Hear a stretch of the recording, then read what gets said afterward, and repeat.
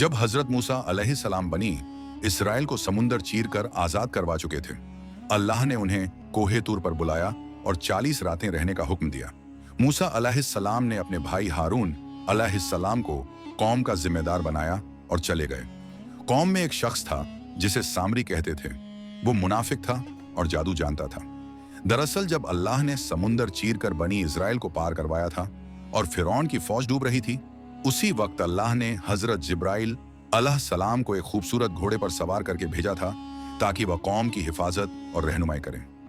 फरिश्ते तो आमतौर पर इंसानों को नजर नहीं आते, लेकिन अल्लाह की मर्जी से सामरी को जिब्राइल अलैहिस्सलाम का घोड़ा और उसके कदमों का निशान नजर आ गया और चुपके से घोड़े के कदमों के निशान से मिट्टी की एक मुट्ठी भर ली। मूसा अलैहिस्सलाम के कोहे तूर पर जाते ही सामरी ने हालात का फायदा उठाया।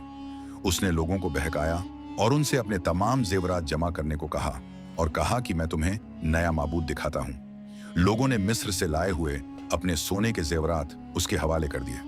सामरी ने आग जलाई, सोना पिघलाया और उसी से एक निहायत खूबसूरत सोने का बिछड़ा तैयार कर लिया।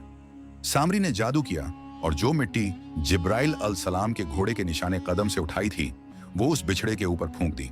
जब हवा चलती तो वो बिछड़ा हमम्बा हमम्बा की आवाज निकालता, जैसे कोई जिंदा गाय बोल रही हो।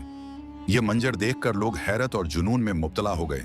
वो चीख उठे और कहने लगे, यही हमारा माबूद है और यही मूसा का रब है।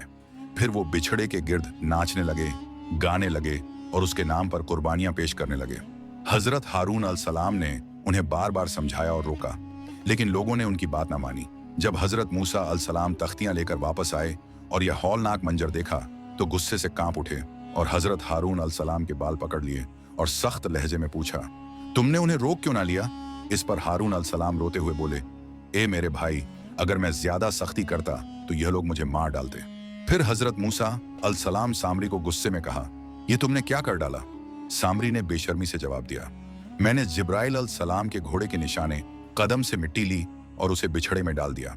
मूसा अलैहिस्सलाम ने अल्लाह के हुक्म से उसे सजा सुनाई और कहा, जा, तेरी सारी जिंदगी की सजा यह है कि तू हर वक्त यह कहता फिरेगा, मुझे हाथ मत लगाना। कोई शख्स तेरे करीब भी नहीं आ सकेगा और कयामत के दिन बहुत बड़ी सजा का वक्त है, वहां से तू हरगिज बच नहीं सकेगा। इसके बाद मूसा अलैहिस्सलाम ने इस सोने के बिछड़े को आग में जलाया, उसे राख बना दिया और वो राख समंदर में बहा दी। फिर आपने कौम से सख्त तौबा करवाई। लोगों ने अपनी गलती मान ली।